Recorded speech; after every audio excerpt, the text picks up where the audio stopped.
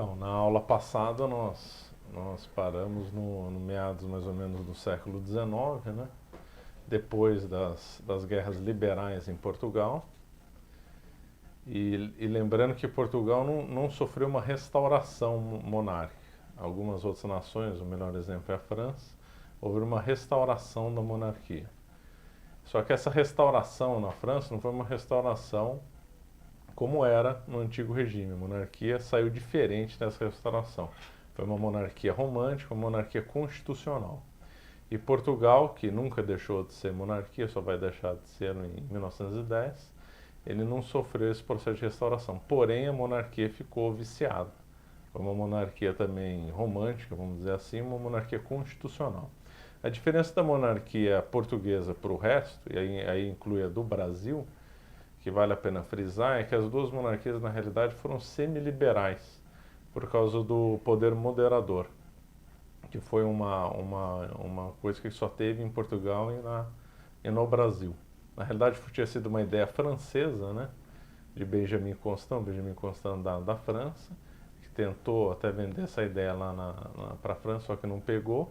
Essa ideia acabou sendo estudada no Brasil e em Portugal, e via Dom Pedro I, né, o nosso Dom Pedro I, que acabou sendo o mentor desse poder moderador, de ter um poder acima dos outros três.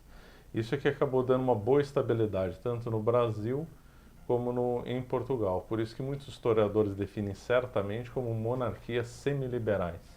E é aí que realmente reside a diferença dessas duas monarquias, a brasileira e a portuguesa, em relação às outras. Bom, feito esse esclarecimento, então vamos tocar adiante. Depois de ter sido feita o final da Guerra Liberal em Portugal, durante a crise, o Portugal também entrou em crise com a Igreja. Então o Papa Gregório XVI chegou a excomungar os liberais em Portugal. De modo que o nosso Dom Pedro I morreu excomungado por ter defendido ideias liberais lá. A Igreja estava defendendo Dom Miguel, né, que estava defendendo o absolutismo, que era bem menos ruim do que a monarquia liberal. Porque tudo na história nós temos que ver a coisa objetiva, né, em si mesma, se é bom ou ruim, mas também comparativa, né? Então, então entrou em crise, né, um pouco a relação da Igreja com Portugal. Depois, finalmente, houve um acordo, né? Portugal voltou a ficar de bem com as relações com a Igreja. E as missões voltaram a fluir. Aliás, Gregório XVI, que é durante o processo das guerras liberais no século XIX, em todos os lugares do mundo, as missões entraram em decadência no mundo inteiro. Com Gregório XVI houve um recrudescimento. Propaganda fide, as missões francesas, etc. Em Portugal também houve esse recrudescimento. Título de exemplo, em 1859 houve missões no Timor, houve missões na Zambésia, onde hoje é o Zimbábue e a Zâmbia. Os jesuítas tinham um colégio lá no Timor, né? E até hoje, né, o Timor tem maioria católica, né? Ao longo do século XIX, o fato mais marcante em Portugal, o primeiro rei depois da Dona Maria II foi Dom Pedro V, na sequência foi Dom Luís, depois Dom Carlos I e finalmente Dom Manuel II. A grande questão da época do século XIX foi a partilha da África. Portugal estava ininterrupto na África desde 1415 com a conquista de Ceuta. Então ele sempre, ora, mudando um pouco a área de influência, lógico que ao longo dos séculos acabou restringindo bastante, mas Portugal foi a única nação da Europa que nunca abandonou a África. Agora, as potências, principalmente a Alemanha e a Inglaterra, tinham interesses econômicos na África. Leia-se bem, interesses econômicos, né? Não interesses missionários. Embora o Bismarck tenha falado de interesses missionários, lembrando levar a civilização para os povos da África, mas isso, a nosso ver, foi meio demagogia, né? Na realidade, era uma luta imperialista, né, entre as grandes potências do mundo, e o objetivo da partilha da África foi meramente econômico. A Alemanha nunca foi uma potência marítima, mas depois da unificação ela começou a ter interesse nos mares. Então ela chegou a ter posições até a Nova Guiné, até lá perto do Timor, chegou a ter alguma influência na China. Então, aí as grandes potências começaram a olhar para a África e poderia ser até anunciado uma guerra, né? Por que não ter uma guerra lá na África se a Inglaterra tem um interesse na África, se a Alemanha tem, se a França tem, se Portugal tem, a Espanha não estava de fora, bem enfraquecida. Até a Itália chegou a manifestar interesse na África. E aí, por iniciativa de Portugal, acabou sendo feitos os famosos encontros em Berlim, a Conferência de Berlim, para fazer a partilha da África, evitar a guerra e fazer uma sistematização das áreas de influência das potências europeias na África, que foi a famosa partilha da África de 1884. Houve vários debates lá, né? Só que nós não vamos entrar em detalhes, que houve debates como seria essa região. Então, se Portugal sustentou influência histórica em determinados lugares, outros sustentaram a ideia de potencialidade, que eles tinham mais dinheiro para atuação, outros de proximidade geográfica, como por exemplo a França. A França já tinha feito uma guerra contra a Argélia e tinha conquistado lá, né, o Maghreb. Aliás, o que fez muito bem, né? Porque aquilo ali desde que aconteceu o Islã teve uma luta perpétua contra o cristianismo, que a jihad por excelência é destruir a cristandade. E o Mediterrâneo sempre foi palco de batalhas navais entre a cristandade e o Islã. A mais famosa é de Lepanto, teve outros, Matapã, outros. O episódio que pôs fim às batalhas navais, à disputa pelo Mediterrâneo entre o Islã e a cristandade, foi justamente a conquista da França, a conquista da Argélia pela França, né? Acabou encerrando definitivamente as batalhas no Mediterrâneo, entre a cristandade e o Islã. Então, nesses debates acabou se desenhando um mapa de área de influência na África. A França ficou com toda uma parte do deserto do Saara, Argélia, Tunísia, onde hoje o Mali, onde ali é a República Centro-Africana, Chad, etc. A Itália ficou com a região da Líbia, região da Abissínia, até a Bélgica entrou, né? Na realidade foi um empreendimento pessoal lá do Leopoldo, né? E a Alemanha acabou ficando com a África do Sudoeste, que hoje é Namíbia, Tanzânia, Togo e o Camarões. A Inglaterra acabou ficando com o filé mignon, vamos dizer assim, que é a África do Sul, né? O lugar mais rico da África. Acabou ficando com o Egito, né? Área de influência no Egito, Sudão, e ficou com a Nigéria, que é um país extremamente populoso, né? E houve uma grande disputa, por incrível que pareça, entre dois aliados, justamente entre Portugal e Inglaterra. A disputa pela Zambésia, que é onde hoje é a Zâmbia e o Zimbábue. Esse desdobramento dessa disputa geopolítica na África ficou conhecido como o Mapa Rosa, porque Portugal acabou desenhando um mapa com essa cor, né, rosa, tentando justificar que a Zambésia seria de influência de Portugal histórica, já que eles tinham contatos provados lá desde o século XVI, o que é verdade, né? E aí Portugal, na realidade, tinha um interesse de unir por dentro da África Angola e Moçambique, fazer uma espécie de Brasil lá. Se usou até o termo Brasil na África Austral. E esse interesse, num primeiro momento, a Inglaterra não tinha oferecido resistência, mas graças a alguns articuladores, alguns industriais lá, alguns que tinham alguns projetos econômicos, como Cecil Rhodes, que aliás era racista, né, Cecil Rhodes. Aliás, muitos exploradores lá da África eram racistas, aquele David Livingstone também era racista, que aliás odiava os portugueses porque ele queria ser primeiro em tudo na descoberta, o Livingstone, né? E aí, quando ele foi para a África, várias descobertas dele, ele soube que portugueses, ou mestiços de portugueses com africanos, haviam estado antes dele naquele local. Então ele tinha duplo ódio dos portugueses. Primeiro, por os portugueses serem católicos, e o segundo, por ele ter sido o segundo em várias descobertas, né? Então acabou sendo disseminado na Inglaterra uma certa hostilidade contra Portugal, liderada por esse Cecil Rhodes.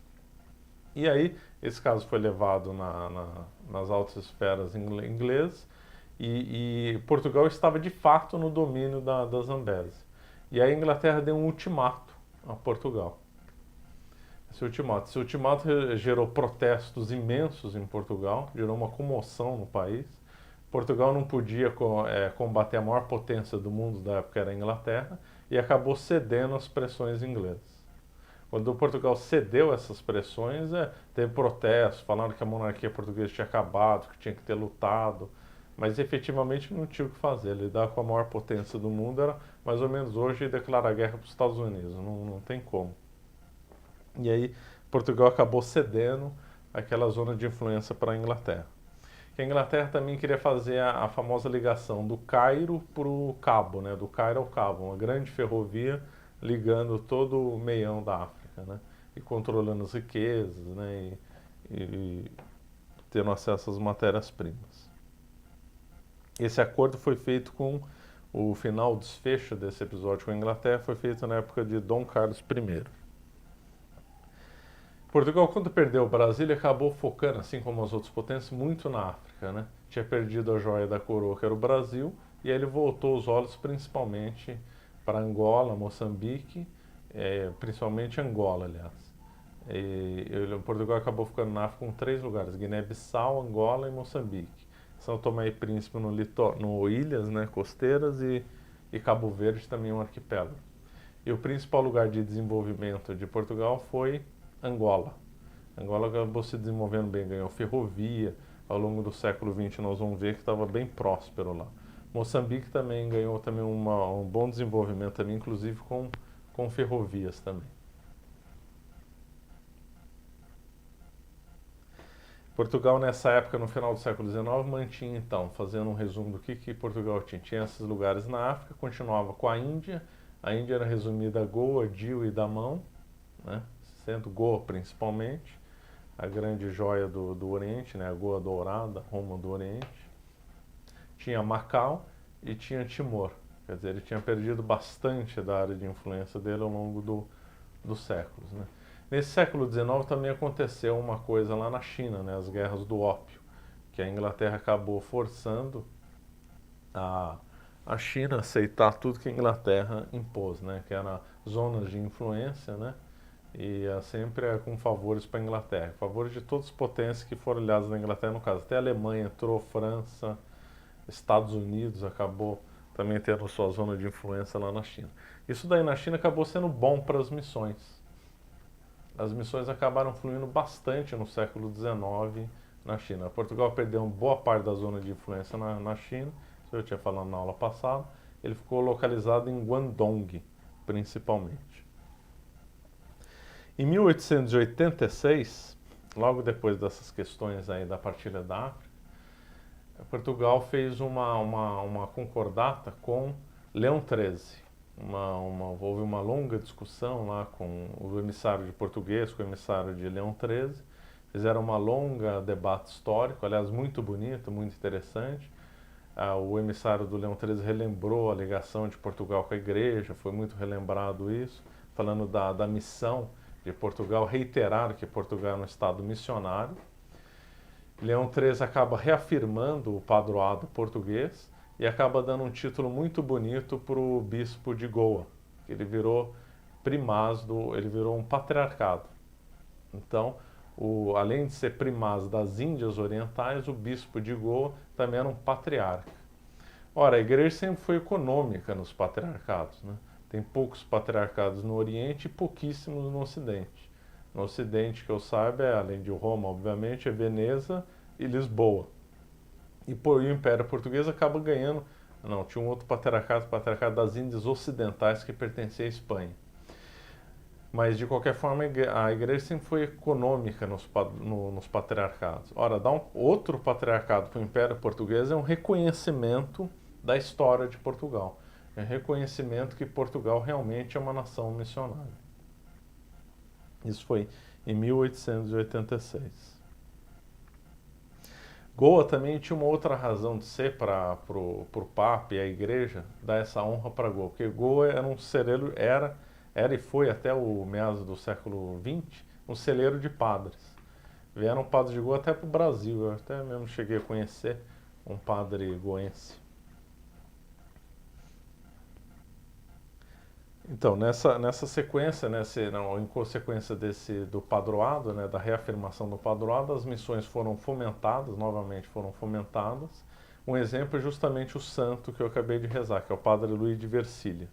O Padre Luigi de Versilia era italiano, salesiano, um ilustre filho espiritual de Dom Bosco, e ele foi enviado para Macau.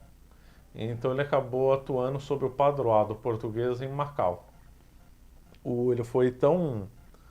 Ele tinha tanta santidade que acabou desenvolvendo, acabou extrapolando o padroado português, ele acabou atuando numa área maior do padroado português, a igreja acabou dando para ele um vicariato, ele acabou se tornando bispo, ele acabou dominando uma área de influência em Guangdong, então ele estava atuando sob o padroado português e sobre um vicariato próprio. Ele acabou se tornando mártir, né, no começo do século XX. A China já estava sofrendo uma influência comunista e ele acabou sendo mártir na mão dos comunistas, né? Na realidade é uma situação porque ele estava protegendo a honra de umas jovens, isso combinado com a fúria comunista. É uma história muito bonita do Luiz de Versilia.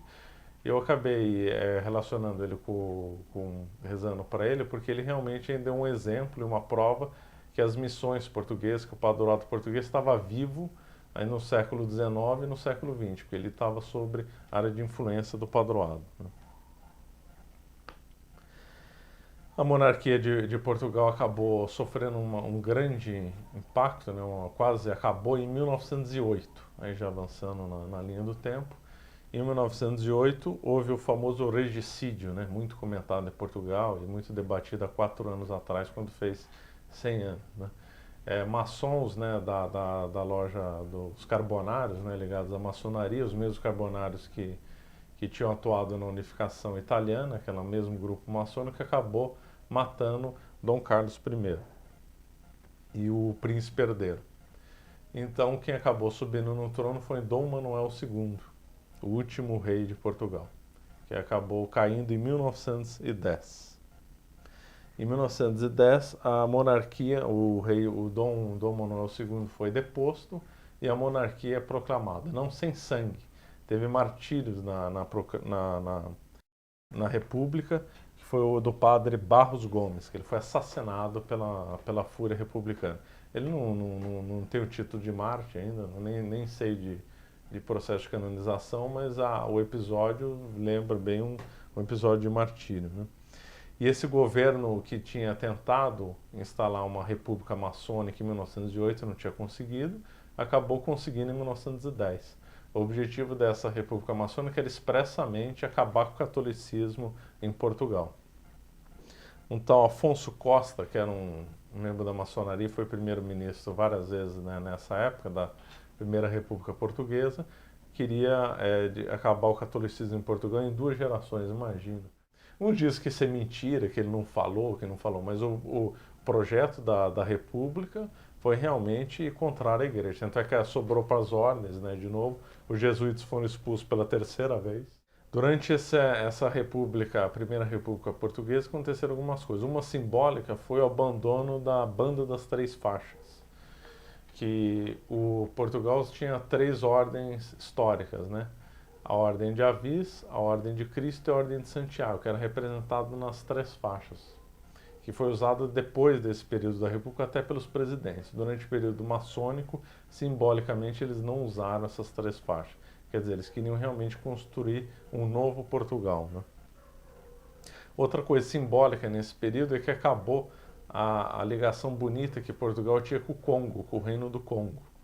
Lembrando que o Reino do Congo foi o primeiro reino que Portugal acabou convertendo na época dos episódios do Diogo Cão, lá no século XV ainda.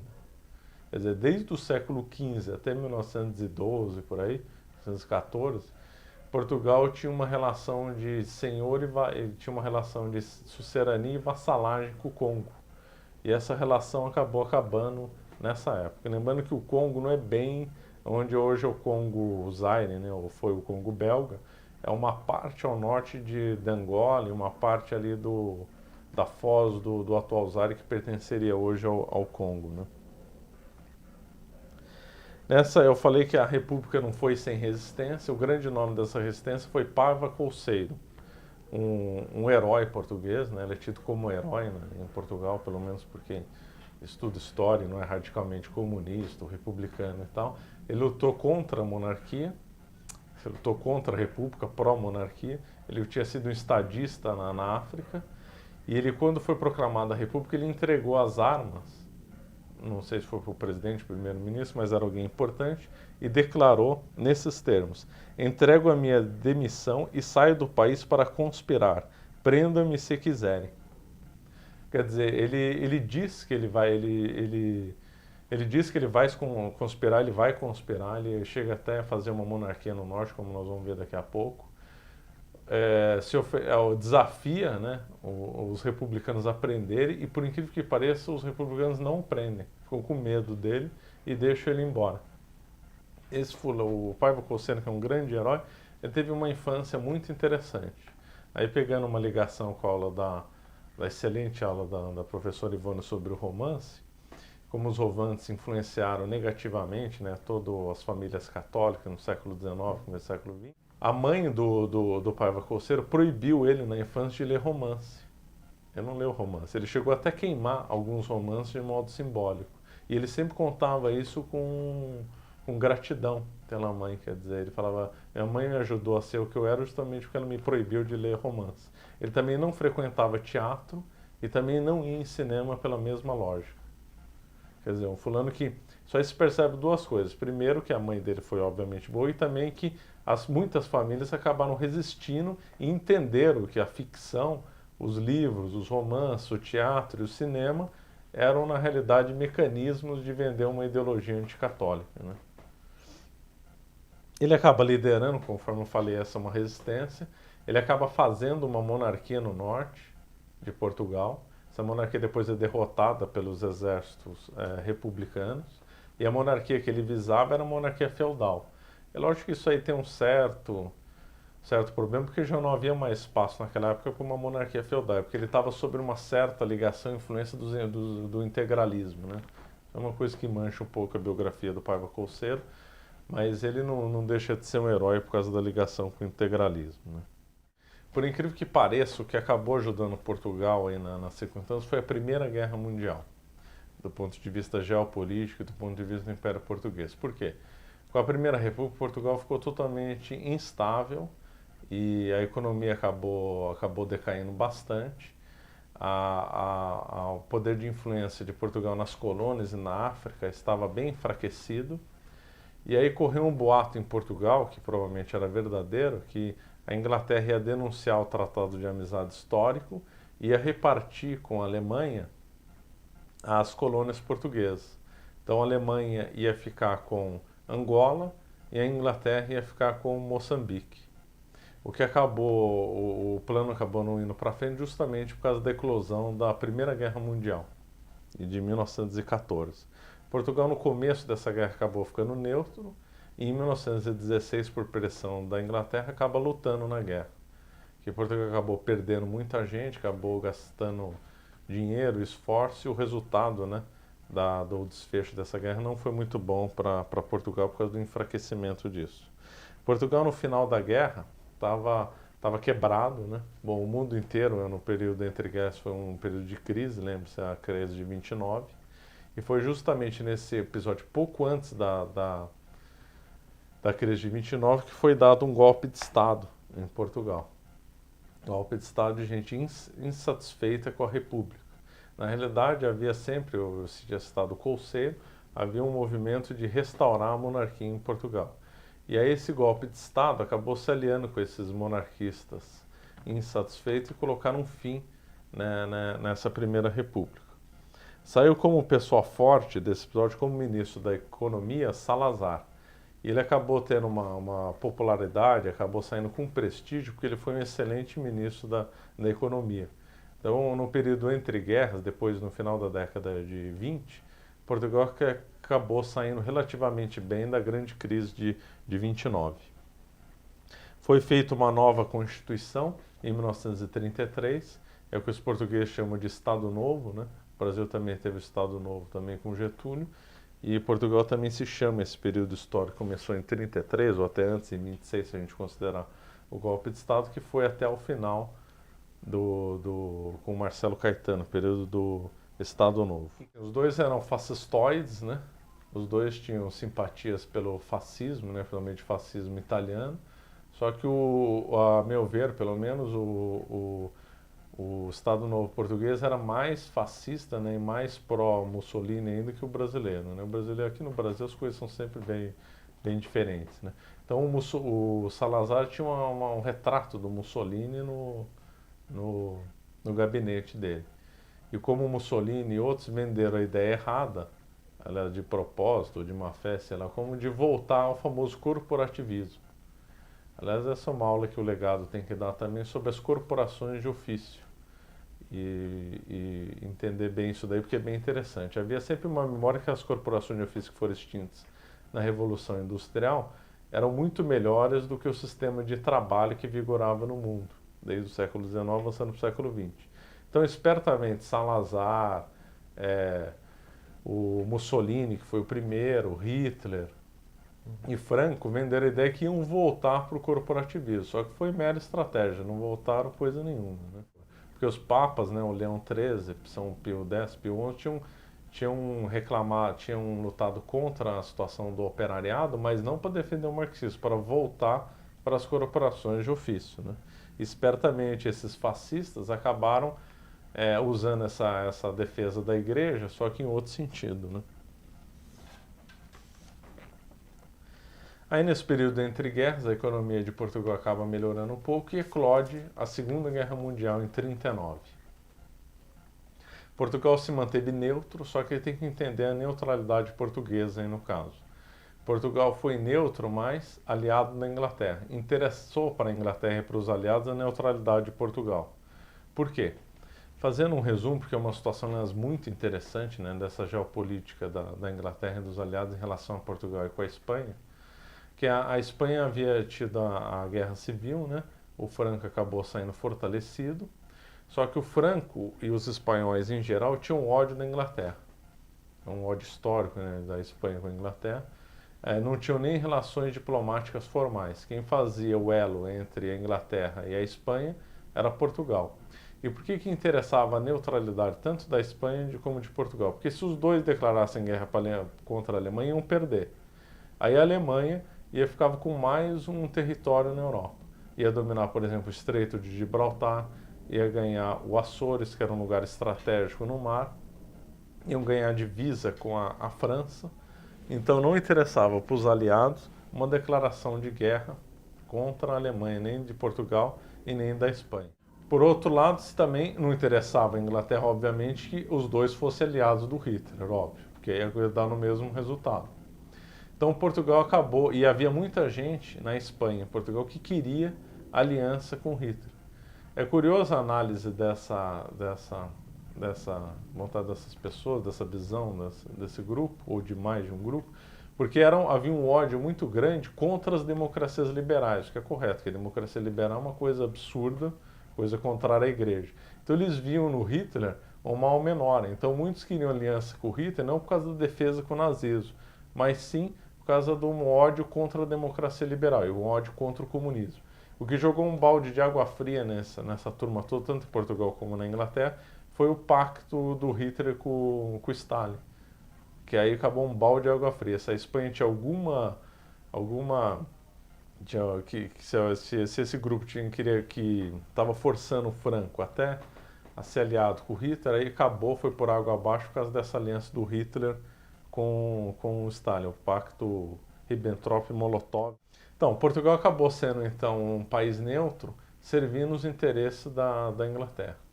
E Portugal, por ser uma nação neutra, não podia favorecer economicamente nenhum nem outro. E Portugal tinha o wolframio, que era de interesse da Alemanha. Então Portugal teve que vender wolframio para a Alemanha, que era usado em mísseis, usado em tecnologia militar.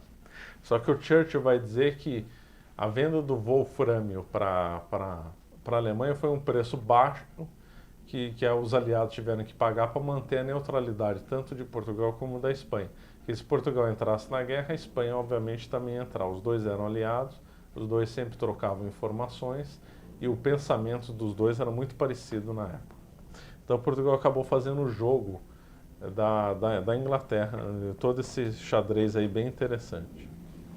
No finalzinho da guerra, a Inglaterra pediu o apoio de Portugal por causa de Açores, Portugal acabou dando de Açores e acabou proibindo a exportação de wolfram, mas isso foi só no finalzinho da guerra.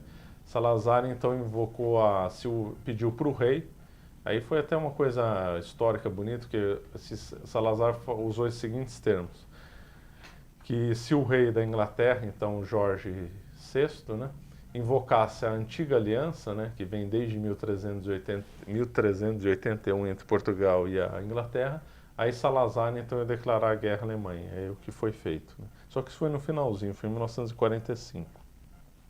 Então Portugal não lutou na Segunda Guerra Mundial, não, com exceção de Timor, lá no outro lado do mundo. Por quê? Porque Timor era um lugar estratégico para os japoneses. Os japoneses queriam invadir Timor para conquistar a Austrália. Imagina a megalomania dos japoneses, né? Que tinham invadido parte da China, lá Filipinas, atacado Hong Kong, invadido o Sudeste Asiático, e estavam de olho gordo na Austrália. Então eles queriam conquistar o Timor e do Timor partir para a Austrália. Então houve guerra lá no Timor. Os japoneses invadiram, holandeses e australianos, junto com os portugueses de Timor, acabaram lutando contra os japoneses. E aí se destaca um herói lá nessa guerra, que era Dom Aleixo, que foi morto, né? Ele e a família inteira foram dizimadas pelos japoneses. Os japoneses são muito cruéis em guerra, né? Tinham os colunas negras, que eram extremamente cruéis. Os timorenses católicos sofreram muito na mão dos japoneses. E esse Dom Aleixo resistiu até onde pôde. Ele resistiu morrendo defendendo a bandeira de Portugal. Defesa heróica. Quando lê se defendendo a bandeira de Portugal, não é que ele trocou a vida por uma bandeira. Ele estava defendendo, no fundo, o catolicismo naquelas épocas, porque se fosse o domínio japonês, ia acabar com tudo. Né? Então foi um herói lá na Segunda Guerra Mundial. Fim da Guerra Mundial, Portugal houve o período de crescimento na Europa, crescimento mundial. Portugal, infelizmente, não acompanhou esse crescimento econômico. Portugal foi ficando para trás nessa época. Porque Portugal, a ligação de Portugal com as colônias é uma ligação por princípio. Ou seja, é uma ligação que está na própria raiz de ser de Portugal. Em Portugal se discutia isso. O que são as colônias? Então se dizia que não era colônia no sentido que se dá. Dizia que o fulano era português de Angola, era português de Moçambique, era português de Guiné-Bissau, português de Goa, português de Macau, português do Timor. Havia uma unidade nesse Império Português. Isso era previsto, inclusive, na Constituição. E Portugal, por ser uma nação missionária, mesmo com a decadência, mesmo com esse Estado novo, fascistoide, mesmo com a decadência dos tempos, os princípios defendidos no Estado novo eram corretos do ponto de vista em relação às colônias.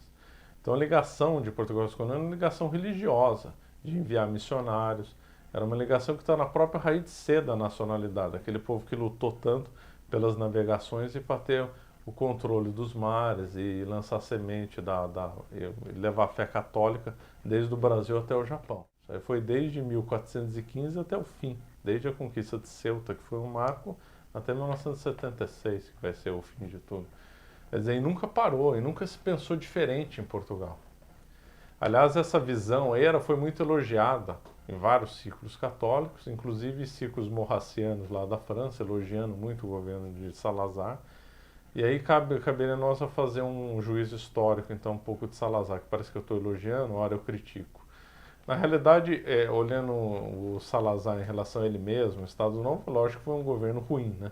Estado Novo e o fascismo não dá para se defender. Agora, comparativamente, não foi tão ruim. Quer em relação a outros governos de Portugal, eu lembro Pombal e a própria Primeira República Maçônica, o Estado Novo foi melhor que esses dois períodos históricos. Do ponto de vista da igreja foi melhor. É melhor, porque a igreja vai fazer, nós vamos comentar aqui a concordata de 1940 com Salazar, que eu distanciei do período histórico para ficar mais claro. E também no espaço, porque o Estado Novo português, com essa visão ainda católica, remanescente que havia em Portugal, é melhor do que as democracias liberais. Não dá nem para comentar. Por isso que aí se seduziu muito. Até hoje, muitos católicos ditos tradicionais elogiam o governo de Salazar, por causa dessa visão. Mas aí então, qual que é o juízo que nós temos que fazer? Em si mesmo não foi um governo bom, mas que o princípio dele, ele defendia um princípio histórico português. E esse princípio está correto. Eles defendiam esse princípio correto. Que seja, Portugal é um Estado missionário que tem que lutar até o fim para as missões. Agora, voltando à questão da descolonização, por que a Inglaterra, a França abandonaram tudo? A Alemanha já tinha perdido na Primeira Guerra Mundial. A nosso ver aqui, ela abandonou por razões ideológicas. Quer dizer, com a mentalidade da ONU, mentalidade de autodeterminação, e a maçonaria, lógico, trabalhando, forças anticatólicas, né? Uma concepção de mundo completamente alheia à doutrina católica, a visão correta de mundo, a ONU acabou trabalhando para a descolonização da África e a descolonização da Ásia. E lê-se, da África a descolonização foi simplesmente criminosa. Né? Se nós olharmos pelo ponto de vista da missão, o apogeu das missões na África, assim, de modo geral, foi justamente na época da partilha da África. A França enviou muitos missionários na sua zona de influência, a Itália na zona de influência dela, Portugal na zona de influência portuguesa, e a Inglaterra nunca proibiu missionários em todas as colônias do além-mar. Quer dizer, a partilha da África marca a decadência das missões na África. Isso antes do concílio, hein? Falando depois do concílio. Mas entre 45 e até o concílio, as missões na África decresceram violentamente por causa da descolonização. Eu não estou falando só do ponto de vista de missão. Se a gente for falar do ponto de vista secular, do ponto de vista dos governos, então eu reforço ainda a ideia do crime, porque se instalou ditaduras sangrentas nos locais onde havia paz, começou a ter crime. Eu lembro agora de Idi Amin Dada e de outros criminosos, né? Assassinos, Mobutu lá no Zaire, etc. Então, quer dizer, fizeram a descolonização para quê? Foi uma coisa totalmente criminosa, né? E Portugal era contra essa visão. Nesse período entre guerras, um brasileiro acabou defendendo muito os ideias de Portugal, que é o Gilberto Freire. Uma figura odiada na sociologia brasileira, né, por causa que ele entendeu bem, eu não estou defendendo tudo que ele falou, aliás, ele usava uma linguagem muito baixa, não tinha uma linguagem elegante, né? Mas ele compreendeu certas coisas características do Brasil e de Portugal de modo correto. Por isso que ele é muito odiado na sociologia, porque ele nunca foi defender ideias comunistas. Né? Ele defendeu o lusotropicalismo, dizendo que Portugal, na colonização, não era com uma mentalidade exploratória, mas sim com uma mentalidade civilizatória, o lusotropicalismo. Então, o grande momento do Salazar, o grande momento dessa época da primeira metade do século XX, foi a concordata de 1940 com Pio XII. Nós vimos que teve a concordata de Leão XIII em 1886, que reafirmou o padroado e que relembrou os grandes momentos de história de Portugal. Pois é, a concordata de 40 e também encíclica muito bonita, que recomendo a todos lerem, a encíclica de Pio XII sobre Portugal, de 1940, se não me engano, ela começa com 8 séculos, porque está se comemorando em 1940, 8 séculos da nacionalidade portuguesa, começou com Afonso Henriques, e também 300 anos da independência de Portugal em relação da Espanha, que foi em 1640. Então o Pio XII, na bela encíclica, dá uma lição, aliás, de história, sobre a história de Portugal, e usa lá o termo que eu usei nas minhas aulas, que é, né, boa parte baseado nessa encíclica, ele fala que a Providência, né, usou Portugal para levar as missões, né, uma encíclica bem bonita. Então nós vemos que mesmo no século XX tão corrupto, né, nós vemos ainda Portugal defendendo os princípios corretos. Né. Aí na sequência nós vamos entrar então na famigerada década de 60, que foi tão ruim, foi a década do Concílio Vaticano II, a década do rock e o fim do Império Português. Todo o Império Português vai acabar realmente nos desdobramentos de 1960, da década de 1960. Né? Lembrando, eu gosto de frisar, as missões nunca pararam. A título de exemplo, na Tailândia havia missões portuguesas, o rei da Tailândia chegou a visitar Portugal na primeira parte, no começo do século XX. Tinha um bairro católico, parece que até hoje ainda tem, perto lá da capital da Tailândia, Bangkok, chamado, se não me engano, Portugalete, alguma coisa. Então, as missões nunca deixaram de acontecer, nem em Macau, nem em Goa, nem em Angola, nem em Moçambique. Então, o que aconteceu de grave na década de 60? começou-se a, a lutar fortemente pela descolonização e Portugal começou a ficar sozinho. Portugal acabou ficando bem sozinho. Foi o período chamado do orgulhosamente sós, que Portugal estava simplesmente sozinho. A ONU inteiro estava condenando Portugal. Portugal teve dezenas de condenações na ONU por não promover a independência dos territórios. E Portugal lutou bravamente contra isso, defendendo na ONU, que por intermédio dos diplomatas, que Portugal estava nesses lugares não por razões econômicas, mas por princípio e pela religião, pela civilização. Então, em plena década de 60, quando o mundo estava se perdendo rapidamente, Portugal ainda defendia isso. Em 1961, pouco depois, uns padres bons lá em Portugal escreveram, publicaram nos jornais defendendo Portugal nesses termos. Nesta hora em que o Ocidente parece ter perdido a consciência de si mesmo, na anarquia das ideias, na dívida dos direitos e deveres, na fascinação dos mitos, na quebra das tábuas morais do Decálogo, Portugal é consciente da sua missão evangelizadora e civilizadora e sofre ao ver que ela não é compreendida e apreciada e até se tenta contestar. Quer dizer, os padres tinham ciência que Portugal tinha que lutar, e lutar sozinho, no caso. Né? Então, qual que foi a sequência que Portugal começou a perder? Começou a perder em 1961, perdeu Goa. A União Indiana acabou invadindo Goa, foi um absurdo, foi uma invasão criminosa, contrária a qualquer direito internacional. Tanto é que teve votação na ONU para reverter, Portugal acabou perdendo por um voto, se não me engano, para a da União Soviética. E a triste ironia é que um dos navios que a União Indiana fundou de Portugal, que morreu algumas centenas de pessoas lá, foi o navio chamado Afonso de Albuquerque. Por ironia do destino, Afonso de Albuquerque tinha sido o fundador do Império do Oriente e justamente o conquistador de Goa, né? E acaba saindo, Portugal acaba saindo com um navio que tinha esse nome, né? Um navio que foi afundado. Portugal acaba retirando de modo simbólico uma cruz de prata bonita no forte de Nanoro, né? Quer dizer, simbólico, né? Portugal já não tinha mais condição de lutar pela cruz de Cristo e a Índia estava recusando a cruz, né? Quer dizer, é uma vergonha a Índia invadir, né? Goa. Uma vergonha. Que mal que fez Portugal para a Índia, né? Não fez, não, só fez bem para lá. É porque a Índia estava com um governo comunista, né? Do Nehru e outros lá, todos comunistas, né? Então, e com essa mentalidade eles invadiram e Portugal acabou saindo, né? Portugal só vai reconhecer a tomada de Goa depois, só na década de 70. Começou uma guerra civil na África, né? Uma guerra civil em Angola, foi o primeiro país da África portuguesa a ter guerra civil, totalmente artificial.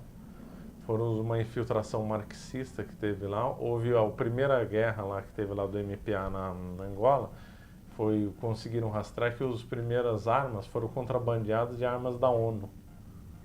Né? Acabaram contrabandeando armas e começou a guerra civil lá na África. Mas esse episódio do contrabando de armas é muito suspeito, né? Que diz que teve envolvimento de gente lá da ONU, né? Porque a ONU estava lutando desesperadamente contra Portugal, né? Da descolonização. Agora, uma questão interessante, eu estava citando aí os padres defendendo Portugal, como é que estava a igreja aí nessa década de 60.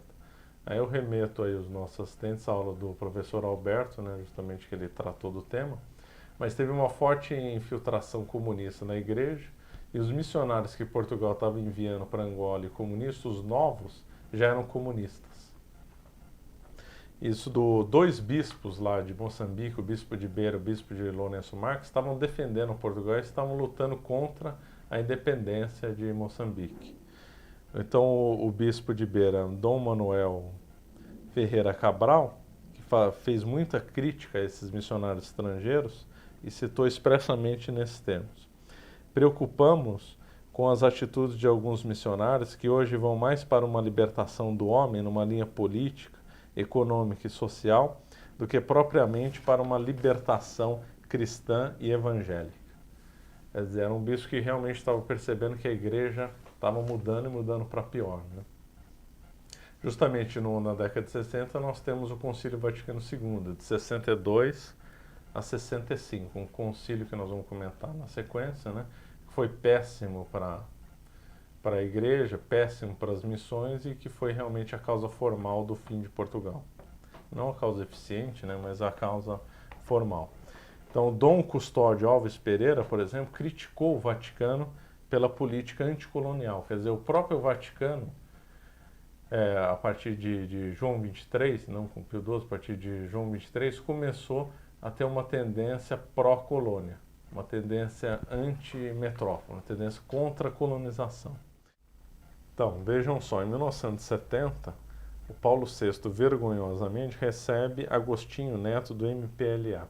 MPLA é o Movimento pela Libertação de Angola. Havia uma guerra civil, como eu falei, desde 1961 na África Portuguesa. Ora, havia pelo menos um histórico de 9 anos que era conhecido os crimes desses movimentos que eram terroristas. Eram terroristas, assassinos e marxistas, né? Totalmente contrários à igreja. Então recebeu também Marcelino Santos da Frelimo, a Frente de Libertação de Moçambique, e Amílcar Cabral do PAICG, que é o Partido Africano pela Independência de Cabo Verde e Guiné-Bissau. Interessante que Paulo VI já começou a ser muito mal visto em Portugal pelas ideias que ele estava defendendo pró-independência. Ele tinha estado em Fátima, as declarações dele em Fátima em 1967 foram interpretadas nesse sentido, e em 1970 ele recebe esses 3 terroristas no Vaticano, que foi uma vergonha, né? Portugal protestou, aí teve uma saída lá Vaticano, né, dizendo que não foi muito bem assim, que foi recebido numa sala, que não sei o quê, mas não tem desculpa, né? Receber terrorista não tem desculpa. Então a própria igreja, a própria cúpula da igreja, que alguns padres e até o bispo que eu acabei citando em Portugal, a igreja já estava com uma forte infiltração comunista. Uma forte infiltração comunista que acabou minando os esforços de Portugal. Como nós vamos ficar vendo na sequência. O Salazar acaba tendo, no final da década de 60, declarado incapaz, assume no lugar dele o Marcelo Caetano. Para piorar o Marcelo Caetano, o Salazar havia perseguido várias pessoas, muitos corretamente, boa parte também de modo incorreto, e o Marcelo Caetano acaba fazendo o que ficou famoso como a Primavera Marcelista. Alguns comunistas voltam, estavam no exílio, para Portugal, e começa a ter um movimento forte de comunismo em Portugal mesmo, não só nas colônias, mas em Portugal, que vai culminar no fim do Império Português, né? Era interessante observar os discursos do Marcelo Caetano, que o discurso do Marcelo Caetano soa como melancólico. Por quê? Porque parece que já sabe que vai acabar, uma hora o Império Português, Portugal vai acabar, mas ainda se luta até o final. Por incrível que pareça, o Marcelo Caetano ainda falava em salvação das almas. Imagina, acho que foi o último governante da história a ainda falar salvação das almas, projeto civilizatório, religião católica, mas ainda tinha no ar uma certa melancolia. Quer dizer, parecia que todo mundo lá em Portugal, os católicos, sabiam que estava perto do fim, estava para acabar e que era só uma questão de tempo, né? E de fato, eu falei que estava em plena guerra civil, Portugal mandou um monte de soldados para lutar nas frentes africanas, e por incrível que pareça, por incrível não, aliás, isso aí prova que a maioria da população era contra os comunistas, que Portugal estava ganhando a guerra colonial. Estava ganhando a guerra colonial. O retrato, inclusive, tem até uns vídeos na internet. Tem um vídeo que eu me lembro de Lourenço Marques, que era a capital de Moçambique, hoje chama Maputo. Um vídeo de 1970 em Lourenço Marques, que a vida em Lourenço Marques é absolutamente normal. Quer dizer, em plena guerra civil, a vida na capital era normal. Por quê? Porque essa guerra civil, na realidade, era cheia de focos, não era o país inteiro que estava. Foi criada artificialmente uma guerra civil, a resposta de Portugal foi à altura e estavam apenas em focos. Em Angola, a guerra estava praticamente ganha no começo da década de 70. Só alguns focos isolados. A vida em Luanda, nessa época, era absolutamente normal. Aliás, aqui fazendo um gancho, dando uma pausa, um bate-papo, eu me lembro de um caso do professor Orlando, que ele conheceu um angolano, provavelmente de Luanda, lá nos anos 70, que teve muita imigração de angolanos na década de 70 por causa da Guerra Civil. Vieram para o Brasil, muitos foram, a maioria foi para Portugal, e o professor Orlando acabou conhecendo esse angolano e andou em São Paulo. E esse angolano olha para uma loja de Umbanda aí do centro de São Paulo, que está cheio, né, infelizmente. E esse angolano olha com espanto. essa loja de Umbanda, né? Fala assim, professor, mas aqui em São Paulo tem casa de Umbanda? E ficou muito surpreso. O professor Orlando ficou mais surpreso que ele. Falou, mas essas coisas vieram da África, como é que você não conhece isso? Ele falou, lá em Luanda, na minha cidade, não tem.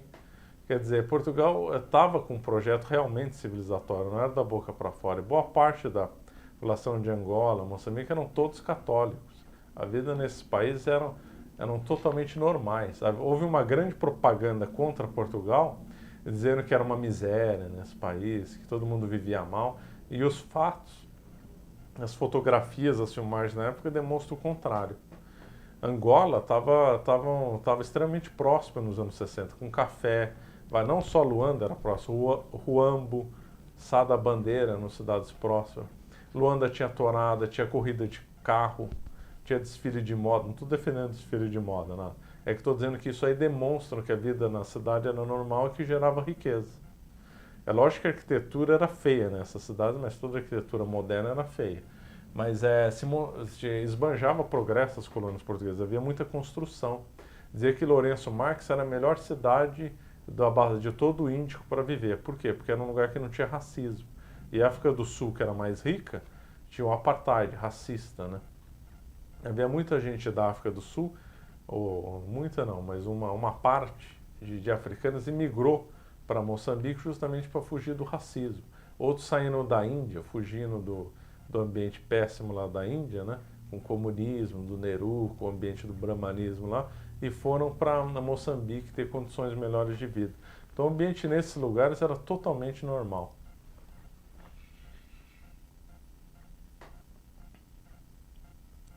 Então, aí eu falei dessa infiltração comunista, a infiltração comunista avançou em Portugal, e aí acabou em 1974 ter um golpe, a famosa Revolução dos Cravos, que os portugueses chamam o golpe de 25 de abril. Então, aí aconteceu a Revolução dos Cravos em 25 de abril, que era só uma questão de tempo, porque todo mundo estava contra Portugal, a ONU contra Portugal, as nações contra Portugal, e o grande aliado, né, a Igreja, acabou estando contra Portugal e contra ela mesma, né? Isso que é verdade. A Igreja se revoltou contra ela mesma, né? Que é o fim da picada a Igreja ser contra o projeto missionário, né? Então não tinha como Portugal não acabar. E aí aconteceu a Revolução dos Cravos, que os portugueses conhecem melhor como 25 de abril. E essa revolução foi nitidamente comunista. O processo que deram nesse período só de 74, 76 é chamado PREC, Processo Revolucionário em Curso, de instalar um comunismo em Portugal, um comunismo cubano em Portugal. Isso aí é lógico que não conseguiram fazer, graças a Deus. Teve muita revolta em Portugal, mas o Vasco Gonçalves, que foi o comunista atacado e o líder desse projeto, chegou a iniciar uma reforma agrária, hostilidade contra a propriedade privada, foi um horror. Aí com essa revolta, imediatamente o governo comunista declarou independência para todos os colônias. Na sequência, uma coisa foi um pouco mais complicada, mas nós estamos resumindo. Então Portugal estava ganhando a guerra colonial e por causa do governo comunista acaba declarando a independência de Angola, de Moçambique, de Guiné-Bissau, de Cabo Verde. O Macau estava já com um problema desde a década de 60, teve um tumulto em Macau insuflado pelos comunistas, né? Portugal tinha acabado na década de 60, renunciado perpetuamente a Macau, já tinha começado as tratativas com a China, e aí, junto com esse processo de descolonização, Portugal acerta com a China a entrega de Macau em 1999, que foi o único lugar que Portugal não lutou, né? Na hora da entrega, porque teve as guerras coloniais, teve a invasão em Timor pela Indonésia, também um país comunistoide, justamente por causa do enfraquecimento de Portugal em 74, 76, e a cidade do Santo Nome de Deus de Macau, que não há outra mais leal, vai ser a última a cair, mas por causa desse processo em 1999. Agora, como é que foi essa descolonização? Essa descolonização foi totalmente criminosa lá na África. Começou a se instalar regimes marxistas nesses lugares. Na realidade, em Angola já partiu para uma guerra civil sangrenta. E Angola só vai ficar livre 20 anos depois, né, ou mais. Quer dizer, Portugal que era ruim, né? A Angola era um lugar estável, um lugar com uma vida normal, próspero, e Portugal que era ruim, né? O bom foi depois de 76 que destruíram Angola, que acabaram com, teve minas, guerra, fome, destruição em Portugal que era ruim, né? Moçambique, idem. A Frelimo instalou um regime comunista clássico lá, com inspiração maoísta e cubana. Chegaram a fazer uns campos de concentração, que o Frelimo apelidou campos de reeducação, e os portugueses deram o nome de Campos da Morte, que era aquela versão clássica dos campos comunistas, que todos os opositores do regime vão, é uma espécie de gulag, que todos os opositores do regime vão ser internados nesses campos para ser reeducados para tornarem-se comunistas. E aí nesse campo eles são massacrados, né? Depois Moçambique vai entrar numa guerra civil. Guiné-Bissau também é instalado um regime comunista lá, assassino também, marxista contra a igreja, quer dizer, Portugal que era ruim, né? Portugal tinha missões, era católico, ambiente de vida normal, para depois as colônias, com apoio da ONU, apoio da Rússia, apoio dos Estados Unidos, acabam destruindo essas colônias. O que era civilizado se tornou uma barbárie, né? Bom, nós vamos falar agora, então, no final da aula, sobre a simbologia desse fim do Império Português, porque Portugal sempre teve muita simbologia associada desde Covadonga, então aquele processo histórico que começou em Covadonga vai terminar em Fátima. A linha que une Covadonga a Fátima é uma linha ininterrupta. Portugal não sofreu um processo histórico que interrompeu essa linha, o que é impressionante. Nem Marquês de Pombal, nem o governo maçônico, nem o Estado Novo, nada rompeu essa linha que une Covadonga a Fátima. Então, os episódios de Fátima, é lógico que eu não vou interpretar Fátima tudo, nem tenho competência para isso, só a igreja pode dizer, eu só vou investigar e apresentar alguns dados de Fátima quando na relação com Portugal, né? Então, Nossa Senhora sempre participou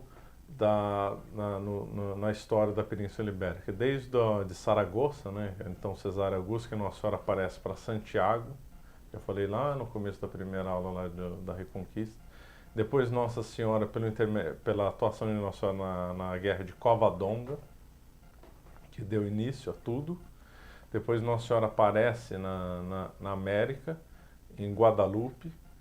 Nossa Senhora Aparecida aqui no Brasil, lembrando que é Nossa Senhora Imaculada, Conceição Aparecida. O vínculo tanto o Brasil como Portugal, a verdadeira rainha de Portugal e do Brasil é Nossa Senhora da Imaculada Conceição, que é um culto que tem na Península Ibérica desde o século VII, com Santo Ildefonso. Quer dizer, um culto antigo, muito bem antes da definição do dogma. E também pertence a uma portuguesa, a fundação das Concepcionistas, Santa Beatriz, que nasceu em Ceuta, mas de família portuguesa. Ela, por uma visão que Nossa Senhora apareceu para ela fundou os Concepcionistas, que vieram para o Brasil. Inclusive a história do nosso santo aqui, o Frei Galvão, é associada às Concepcionistas, né? Então Nossa Senhora sempre marcou a história de Portugal e da Espanha, no começo e no meio. Então ela também se esperava que fosse aparecer no fim, ou ela ia se manifestar no fim do Império Português. De fato, aconteceu isso em Fátima, em 1917. Nossa Senhora, numa talvez a aparição mais importante de toda a história, ela aparece para os 3 pastores. Imediatamente, as notícias dos jornais, e aqui eu tenho que agradecer ao nosso amigo Carlos Humberto, que me deu um material, inclusive com a associação com São Nuno, que eu vou falar na sequência. Ele acabou me dando um material chamando a atenção para isso. Imediatamente, quando a Nossa Senhora de Fátima apareceu, né, nessa cidade, nessa localidade, os portugueses associaram essa aparição à nacionalidade. Começaram a associar essa aparição a São Nuno de Santa Maria. Por quê? Porque São Nuno de Santa Maria, nos episódios que eu falei lá, numa aula lá atrás, é o responsável pelo Império Português, porque ele lutou pela independência contra a Espanha, na Batalha de Aljubarrota. Ele lutou a favor do Dom João I e foi ínclita geração, filho do Dom João I, que deu impulso para a navegação, o infante Dom Henrique, por exemplo. Então São Nuno está para Portugal, assim como a Santa Joana d'Arc está para a França. Inclusive eles morreram no mesmo ano, 1431. Quer dizer, o paralelo de São Nuno com Portugal e Santa Joana d'Arc com a França é muito intenso. Aliás, valeria que no legado alguém dar uma aula sobre Santa Joana d'Arc valeria muito a pena, né? Então os portugueses já perceberam que essa aparição de Fátima teria a ver com Portugal. E de fato teve. Houve o anjo português apareceu. Esse anjo português já era não foi um culto, o culto que tem desde a época de Dom Manuel já teve aprovação papal. Quer dizer, tinha 400 anos de culto ao anjo português. Quer dizer, quando o anjo de Portugal aparece nos episódios de Fátima, ele confirma um culto português. Nós podemos estender o raciocínio que ele confirma Portugal. Por quê? Porque o anjo custódio, o dia do anjo custódio é o dia de Portugal. E o anjo custódio sempre foi associado às conquistas de Portugal. Sempre estava lá junto com os brasões, junto com os padrões, junto com o padrão português, junto com a expansão da fé. Agora, o que é mais interessante foi que Nossa Senhora faz menção a dois extremos, que é a Rússia e Portugal. Nossa Senhora pede a conversão, pede a consagração da Rússia para ela, né? Porque a Rússia ia espalhar os erros delas para o mundo. E por que Nossa Senhora não pediu a consagração de Portugal? Óbvio, porque Portugal já era de Nossa Senhora e sempre foi, né? Que lá que tem um governo, na realidade, que usurpou isso, mas Nossa Senhora é a verdadeira rainha de Portugal, inclusive de modo até mais explícito, porque todo rei de Portugal era representado com a coroa à parte, com a coroa do lado, por causa de uma tradição iniciada de Dom João IV, que ele fez a deposição da coroa em favor de Nossa Senhora. Então todos os reis, inclusive aqui do Brasil, né, havia muita representação até de Dom Pedro II, sem a coroa do lado, para dizer que na realidade a rainha do Brasil e a rainha de Portugal era Nossa Senhora. Então a coisa ia além do mero simbolismo, além da coisa história, era na própria representação mesmo. Rússia e Portugal são dois extremos históricos, não só dois extremos geográficos, né? Portugal no ocidente da Europa e a Rússia no Oriente, mas também dois exemplos históricos. Portugal espalhou o bem para o mundo e a Rússia ia espalhar o mal para o mundo. Portugal é uma nação humilde pela própria natureza e a Rússia é uma nação soberba, que ia impor o mal para o mundo inteiro, uma nação grande, que teve muito apoio, né? Inclusive de paz, apoio dos Estados Unidos indireto para espalhar o mal para o mundo. A própria soberba como nação era a Rússia, que espalhou o maior mal, talvez a heresia mais criminosa da história, que é o marxismo, né? A que mais matou gente no mundo, a que mais lutou contra a igreja, a mais oposta à igreja, que é do mal. Então tem esses dois extremos aí. Portugal, que espalhou o bem, né, da fé desde o Brasil até o Japão, e a Rússia, que ia espalhar o mal. Estava lá entre a missão e a antimissão. Na sequência das aparições de Fátima, Nossa Senhora fala uma frase enigmática, que é: o dogma da fé sempre se manterá em Portugal. Ora, não existe dogma da fé. Fé não é um dogma. Então, Nossa Senhora não deu um sentido teológico para a expressão. Obviamente, ela falou com propriedade. Claro, então se ela não deu um sentido teológico, ela pode ter dado um sentido histórico para o dogma da fé. E aí fica interessante, porque historicamente tem sentido falar em dogma da fé, porque a fé em Portugal sempre foi tratada como um dogma. Nós lembramos que desde Afonso Henriques, Cristo apareceu para ele, falando: eu não vim para aumentar a fé, mas vim para assentá-la sobre a pedra. Depois, o título do rei de Portugal era o Rei Fidelíssimo. E nós temos uma tradição ininterrupta de vários papas reiterando a fé em Portugal, reiterando o projeto missionário em Portugal. É tedioso ver o tanto de cartas da burocracia portuguesa, cartas de rei para vice-reis, para administradores, tanto para o Brasil como para o Oriente, vendo que, tratando no corpo da carta, no preâmbulo da carta, que Portugal é um estado missionário, que Portugal está para defender a fé, está nos Lusíadas, que Portugal tinha a vocação de expandir a fé no império. Então o termo dogma da fé tem um sentido histórico, sim. Então Nossa Senhora disse que o dogma da fé sempre se manterá em Portugal, é bem interessante. Significa que Portugal vai sempre existir. Isso aí parece óbvio, mas não. Várias nações ao longo da história sumiram e desapareceram. Mesmo pensando na Segunda Guerra Mundial, Nossa Senhora apareceu em 1917. Uma boa pergunta que se faz no mundo moderno é: vai ter fé sobre a terra? E Nossa Senhora diz: o dogma da fé se manterá em Portugal. O próprio verbo se manterá significa que tinha, tem e sempre vai ter. Quer dizer, então a alma do Império Português não morreu. Agora resta saber o que é Portugal. Portugal é só aquele país do Ocidente, da Europa? Não. É lógico que Deus vê história diferente como nós. Portugal também é o Brasil, Portugal também é uma parte da África, Portugal também é uma parte do Sri Lanka, que Portugal levou a fé para o Sri Lanka, é uma parte de Goa, é uma parte dos católicos na China, é uma parte dos católicos do Japão.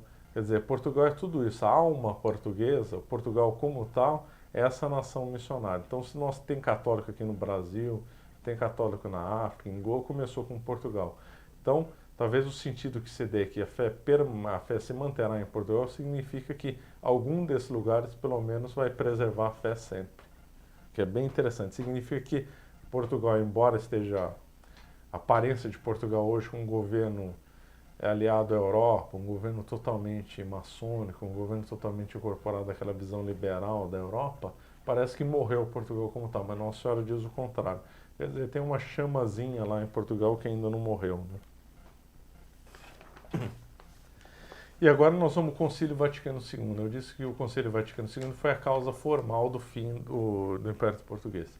Isso não é nenhuma novidade na historiografia portuguesa. Aliás, eu estou reproduzindo o que eu li de alguns historiadores portugueses, dizendo exatamente isso, que a mudança de mentalidade da Igreja nos anos 60 acabou causando o fim de Portugal, acabou causando um fim lógico de Portugal, acabou causando a razão de ser de Portugal. Porque se Portugal é uma nação missionária e teve o concílio, e o concílio não lutou, não fomentou as missões, e o concílio não condenou o comunismo, foi um absurdo. Quer dizer, o concílio não fomenta as missões. Por que não fomenta as missões? Porque ele vai dizer que vai ter salvação fora da igreja, então para que ter missão? E ele não condena o comunismo, deveria ter condenado. Então não condena a heresia mais criminosa e não fomenta o bem. E Portugal, justamente, a razão de ser de Portugal era espalhar a fé. Era levar a fé para onde pudesse. Então, a causa formal do fim de Portugal foi justamente o concílio, que atacou a razão de ser para Portugal. Lógico que não foi a causa eficiente. A causa eficiente foi a infiltração comunista, foi o golpe da Revolução dos Cravos, né? E esse realmente foi o fim de Portugal. Quer dizer, Portugal está muito mais Portugal da década de 60 está mais próximo do Portugal de Dom João I do que o Portugal de 1976 está para a década de 60. Quer dizer, houve um nexo, uma linha ininterrupta desde Gregório XII até Pio XII. Desde Gregório XII, que era o Papa da conquista de Ceuta, que elogiou a conquista de Ceuta, e que já começou a reconhecer o projeto missionário de Portugal, até Pio XII, que nós vimos que escreveu uma encíclica bonita em 1940, Portugal sempre teve o apoio dos papas. Os momentos de conflito de Portugal com os papas foram momentos pontuais, em momentos na qual a igreja estava defendendo o verdadeiro Portugal. Então, na época de Pombal, teve um conflito, mas que a igreja estava defendendo o verdadeiro Portugal, que era contra o governo de Pombal. Teve outro conflito nas guerras liberais com a mesma lógica e um outro conflito no governo maçônico da Primeira República. Mas todos eles a igreja estava lutando e defendendo o verdadeiro Portugal lá por trás. Agora, depois de Pio XII, a igreja atacou o projeto missionário português. A igreja caiu, né? Por causa simbolicamente a igreja caiu. Se cai o senhor, se cai o sucerano, também cai o vassalo. Portugal era o vassalo da igreja. Se a igreja caiu, acabou lutando contra ela mesma, a autodemolição é um termo muito usado, né, na igreja atual, então obviamente vai cair o vassalo, né? Se o Paulo VI recebe os inimigos de Portugal, se um sucerano recebe os inimigos do vassalo, é o fim do vassalo, né?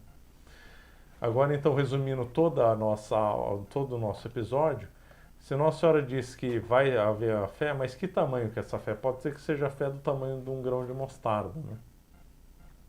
Todo esse projeto bonito de Portugal com a Espanha começou de um tamanho de um grão de mostarda em Covadonga, que Pelayo, no episódio lá de Covadonga, relembrando, fez menção ao grão de mostarda. Então Nossa Senhora, quando falou que a fé se manter lá em Portugal. Que tamanho que é essa fé? Se for do tamanho de mostarda é bom, porque ela pode voltar a crescer, frutificar, se transformar em uma árvore frondosa e recomeçar tudo de novo. É lógico que nós não vamos ter uma visão romântica, que Portugal vai ser bonito, igual que era, vamos ter de novo aqueles grandes navegadores. Mas a semente da fé ainda existe em Portugal, na alma de Portugal ainda tem. Lembrando que a alma de Portugal inclui Brasil, Goa, etc. e tal. Então o que eu quis demonstrar nessas 6 aulas é uma unidade incrível e muito bonita, que talvez só a nação portuguesa tenha, desde Covadonga até Fátima. Uma unidade que Nossa Senhora sempre participou, que Nossa Senhora, que a igreja sempre apoiou, né? E que sempre teve confirmação nos fatos. Se a árvore é boa, os frutos vão ser bons. Se a árvore é ruim, os frutos são ruins. E os frutos de Portugal foram excelentes. O Brasil, por exemplo, é a nação de maior número de batizados no mundo. E se tem católico no Japão, se tem católico no Sri Lanka, na Índia, na Tailândia, na Birmânia, Macau, no Malaca, no Timor, na costa ocidental, na costa oriental da África, começou com Portugal. E eu queria encerrar a aula com uma frase que sempre foi recorrente em Portugal, que é: viver não é preciso, navegar é preciso. Só que eu acrescentaria um outro termo para Portugal, que é: melhor seria dizer, não viver não é preciso, navegar é preciso, mas sim viver não é preciso, navegar não é preciso, converter é preciso. Porque o que Portugal navegou e deu a vida para a conversão dos povos foi uma coisa inacreditável de bonito.